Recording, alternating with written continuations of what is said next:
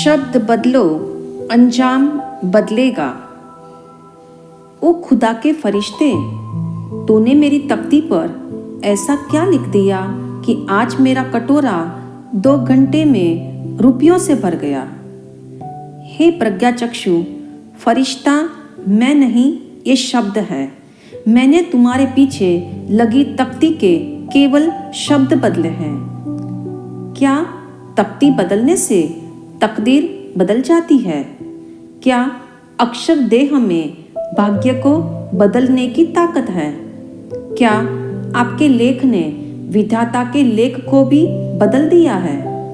मैं नमन करता हूँ तुम्हें, क्योंकि तुम्हारे शब्दों ने मेरी नियति बदल दी।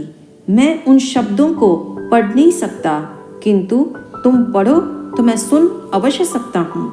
पहले वाली तख्ती पर लिखा था, मैं अंधा हूँ, कृपया मेरी मदद कीजिए।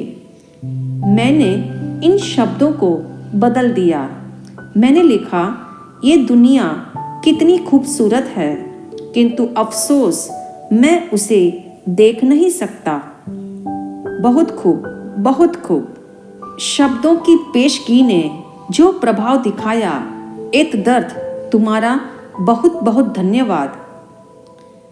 यह संवाद है एक युवक का उस अंधे भिखारी के संग जो मुख्य सड़क के किनारे भीख मांग रहा था। संलाप का संकेत स्पष्ट है।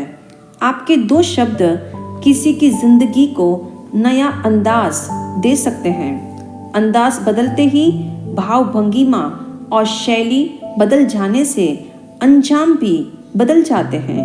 यही कारण है पुरातन एवं सनातन बात को जब नए अंदाज का जामा पहना दो तो तत्काल परिणाम दिखाई देता है। कहा भी है, गाड़ी को बदलो तो गांव बदल जाता है, शब्द को बदलो तो शताब्दियां बदलती है, वाणी को बदलो तो वर्तन बदल जाता है, परंतु जीभ को संभालो तो जीवन संभल जाता है। जैसे एक रसायन शास्त्री जानता है किन द्रव्यों को मिलाने से कौन सा रसायन बनता है और उसका प्रभाव कैसा होगा, ऐसे ही शब्द शास्त्री जानता है किन शब्दों के संयोजन से कैसी तरंगें पैदा होती है और किसे प्रभावित करती हैं। इस सिद्धांत के आधार पर ऋषि मुनियों ने प्रभावशाली मंत्रों की संरचना की है।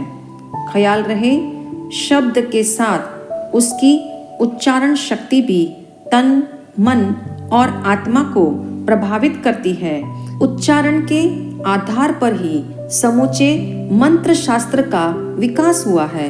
मंत्राक्षरों का दीर्घ उच्चारण करने से मन शब्द के साथ जुड़ जाता है और वायुमंडल में कंपन पैदा करता है।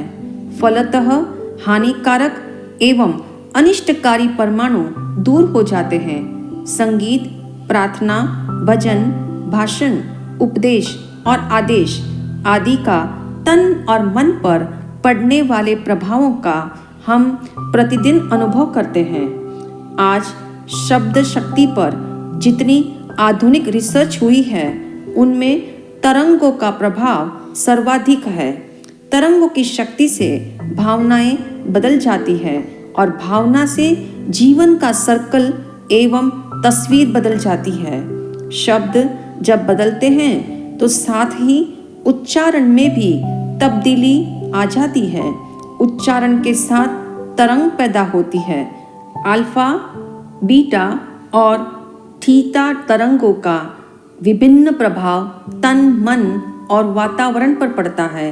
बोले गए शब्दों से वहाँ का वातावरण और संपूर्ण रचना लगातार घर्षित होती है। घर्षण से उत्पन्न सकारात्मक या नकारात्मक ऊर्जा अपना प्रभाव न सिर्फ वहाँ रहने वाले बल्कि वहाँ से आने जाने वाले व्यक्तियों को भी प्रभावित करती है। जैसे ओम, अरहम, सोहम शब्द के उच्चारण से अल्फा तरंगे पैदा होती है और मस्तिष्क रिलैक्स हो जाता है। इस प्रकार शब्द को बदलो तो समाधान बदल जाते हैं, उच्चारण को बदलो तो उपलब्धियां बदल जाती है। उद्गार बदलते ही उपसंहार उलट जाते हैं। भाषा में फेर बदल होते ही जीवन में परिवर्तन आते हैं। कहना होगा इन सब का श्रेय जिह्वा के अकाउंट में ही जाता है। सचमुच यह जीभ भी क्या अजीब है, मानो भानुमति का पिटारा है। यदि कोई अपना तमाम जीवन भी इसे समझने में लगा दे तो नहीं समझ सकता, किंतु इसे संभालने में जिंदगी के कुछ पल भी लगा दे तो ये संपूर्ण जीवन को संभाल सकती है। जैसे स्वास्थ्य को अच्छा रखना हो तो रीढ़ का लचीला होना आवश्यक है, ऐसे ही जीवन को संतुलित रखने के लिए लचीली जिह्वा पर संयम रखना होगा। इसीलिए वॉच योर वर्ड्स के तले भगवान महावीर ने एक सूत्र दिया, ना पुट्ठो वागरे किंची पुट्ठो वा नालियम वै, अर्थात बिना पूछे कुछ भी मत बोलो और पूछे जाने पर असत्य मत बोलो। इंसान सदा अच्छा ही बोलेगा ऐसा कोई नियम नहीं है, किंतु जो सूत्र का प्रयोग करेगा वह अपने शब्दों को सार्थकता देता हुआ स्व पर कल्याण अवश्य साधेगा।